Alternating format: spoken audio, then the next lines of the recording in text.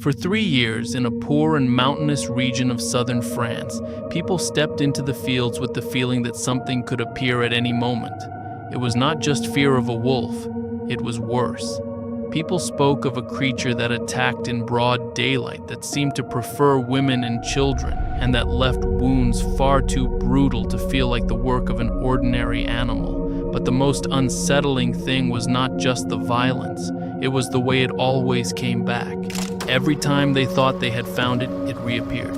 Every time they believed they understood what it was, another death made everything more confusing. That terror was given a simple name: the beast of Gévaudan. And what turned this case into legend was not only the blood, but the feeling that the roads, the pastures, and the entire countryside had stopped belonging to the people and had passed into the hands of something that was reclaiming them. The story begins near the forest of Mercois, where a young girl tending cattle was attacked by a creature described as like a wolf, and yet not a wolf. Her dogs ran away, the animal lunged at her, and she survived only because the cattle, in a strangely protective reaction, clustered together and managed to drive it off. It was a violent, bizarre, and difficult to explain episode, the kind that, in another context, might have remained just one more local story, until on June 30th, 1764, that strangeness took on a much more concrete form. Jeanne Boulet, a 14-year-old girl, was found dead in the area of Saint-Étienne-de-Lugdarès. She had been tending her flock when the attack happened. What was left of her body made one thing clear: this wasn't an ordinary encounter. Her throat had been torn open and parts of her had been eaten.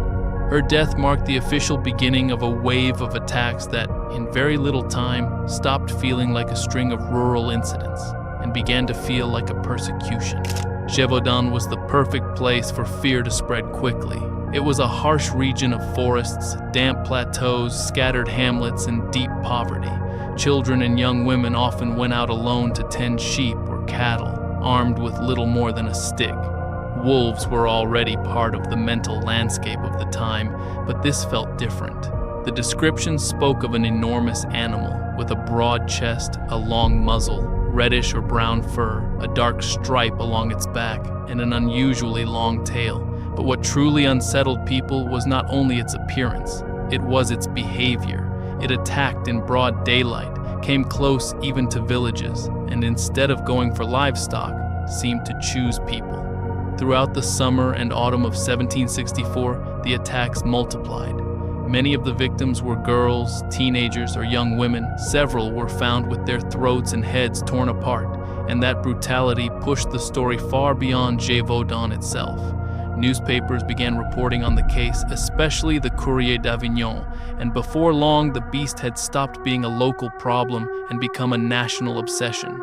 The monster from one remote corner of France had already reached Versailles in the form of rumors and engravings, and the more the stories spread, the more monstrous the creature became in the imagination of everyone hearing them.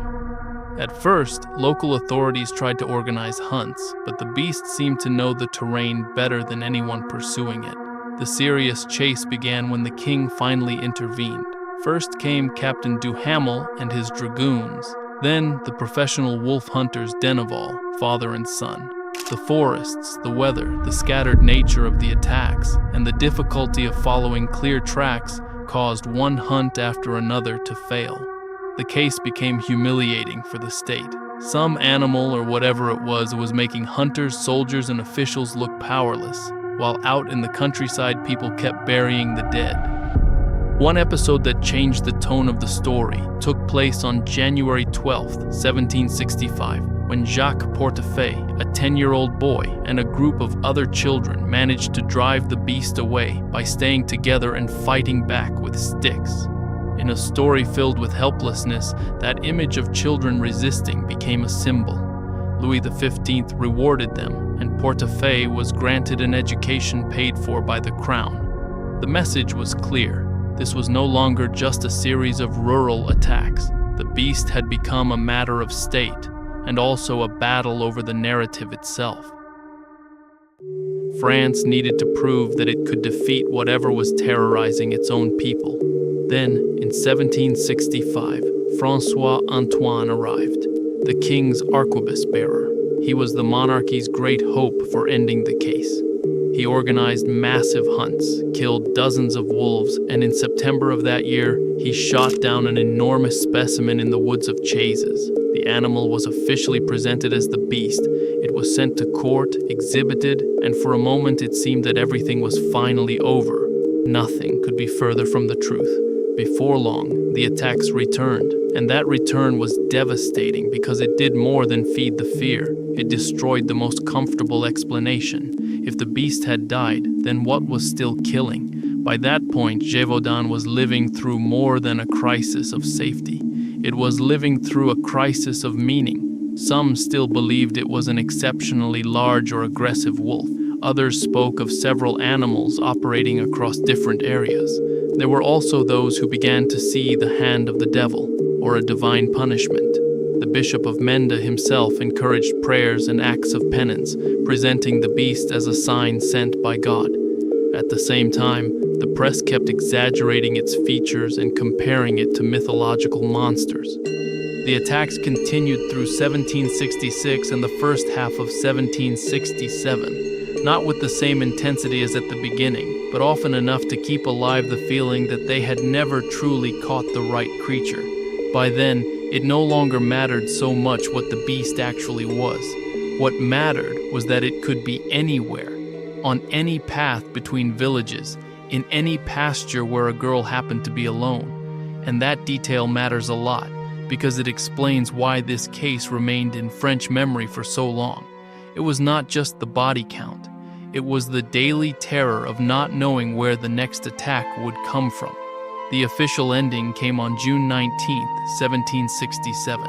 That day, during a hunt organized by the Marquis d'Apcher near Saône-Dauvers, a local hunter named Jean Chastel shot and killed a large animal, wolf-like in appearance but considered strange by several observers. Popular legend later dressed up that moment with prayers, blessed bullets, and an almost biblical aura, but that belongs more to folklore than to the actual record.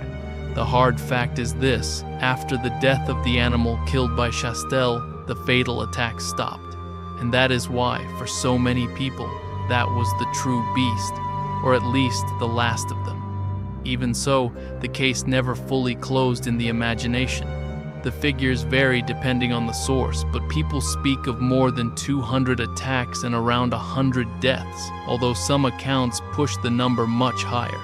The theory many historians support today is far less supernatural than the legend. It was probably one or several wolves, perhaps mixed with dogs or even trained animals, magnified by the press, by fear, and by the human need to force a single explanation onto a much more chaotic reality.